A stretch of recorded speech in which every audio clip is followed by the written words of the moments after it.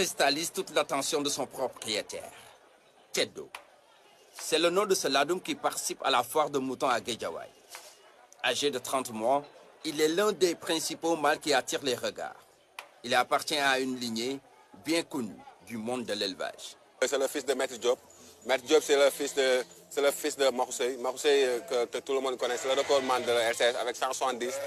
Actuellement, son grand-père, c'est le mouton le plus long au Sénégal, qui est lui-même fils de magistrat, champion du Sénégal.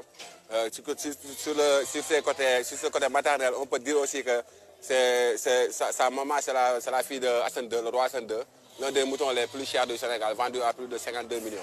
Nous sommes à la foire du cercle des éleveurs de la banlieue. Pour cette 6e édition, les organisateurs ont enregistré plus de 200 box avec des participants venus un peu partout du Sénégal. Nous avons quand même conçu, bien fabriqué en quelque sorte le ladoum qui est spécifique au Sénégal, qui n'est pas encore standardisé.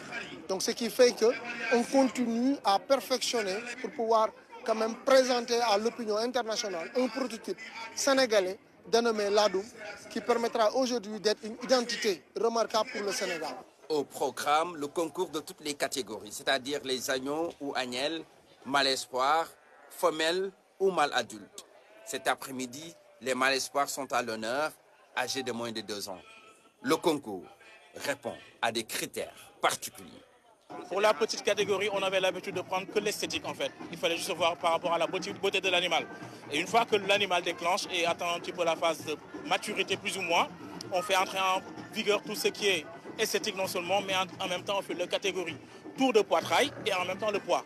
Et une fois vraiment en fait que l'animal atteint la phase adulte, là on fait entrer la longueur cervico-sacrale, le poids, l'esthétique et le tour de poitrail. Ça fait 4 critères en fait.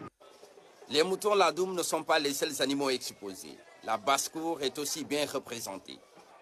Ce jeune est un vrai passionné. Fils d'éleveur, il est en train de perpétuer le legs de ses parents. On a vu nos parents faire de l'élevage.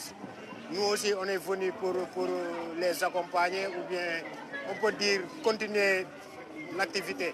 Nous avons exposé ici de différents sujets par rapport à des poulets de race comme les herminés, les cochins qualité et les cochins blancs. On a exposé aussi des oiseaux, par exemple les oies de bavette et les oies de Guinée. Voici l'une des attractions de la foire, le reptilarium du parc de Hann. Un lieu qui ne désemplit presque pas. Sur place, la proximité se joue à fond entre les responsables et les serpents. C'est le python royal. C'est un serpent qui ne rejoint pas la taille du python de Seba. Tout juste sa taille maximum, c'est 1,20 m. Il est inoffensif. Il n'a rien contre les hommes. Et il est toujours menacé de mort. J'avais la passion à l'âge de 10 ans. Après, j'ai allé en Italie. J'ai fait 26 ans là-bas. Je travaillais dans le zoo de Rome. Et bon, mon rêve, c'était de planter un reptilarium ici, dans le parc forestier de Hann. Parmi les 63 espèces qui existent au Sénégal, seules les 4 sont exposées, comme la vipère heurtante. Son venin est hémotoxique. Ça continue avec sa morsure. C'est très dangereux, mais il n'attaque jamais les hommes. Quand il mord, ça veut dire qu'il se sent menacé. Et là-bas, on a le cobra Naja nicrocolis, qui est très venimeux. Son venin est neurotoxique. Il attaque le cerveau. Et la troisième, c'est le python royal que nous avons là-bas. Et il y a le Seba qui est au fond. Une présentation qui permet de faire la différence entre les espèces dangereuses et celles inoffensives.